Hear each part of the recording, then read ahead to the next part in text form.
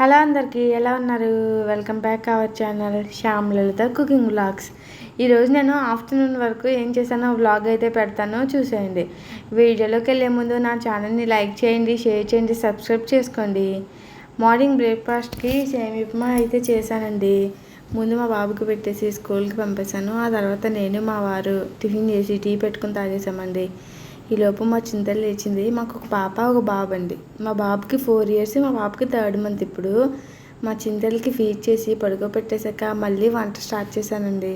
మా వారు డ్యూటీకి వెళ్ళిపోయారు. నేను ఈరోజు వంకాయ బఠానీ కర్రీ అయితే వండానండి. ఒకవేళ ప్రాసెస్ తెలియకపోతే ఒకసారి చూసేయండి. ఏం లేదు, చాలా సింపుల్. ముందు స్టవ్ ఆన్ చేసి ఒక దాకా వేసుకోండి. పొయ్యి మీద ఒక 4 tablespoon ఆయిల్ వేసుకోండి. ఆయిల్ హీట్ అయినాక కట్ చేసుకున్న ఆనియన్స్, పచ్చిమిర్చి వేసుకుని గోల్డెన్ బ్రౌన్ కలర్ వచ్చే వరకు వేపుకోండి. ఆ తర్వాత అల్లం వెల్లుల్లి పేస్ట్ వేసుకోండి. పచ్చివాసన పోయే వరకు వేపుకోండి.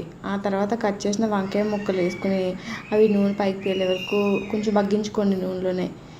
ఆ తర్వాత పచ్చి బఠానీ ముందుగానే ఉడకబెట్టేసుకోవాలి. ముందుగా ఉడకబెట్టుకున్న పచ్చి బఠానీ కూడా దాంట్లో వేసుకుని బాగా వేపుకోవాలి. అంటే మగ్గించుకోవాలని అర్థం అండి.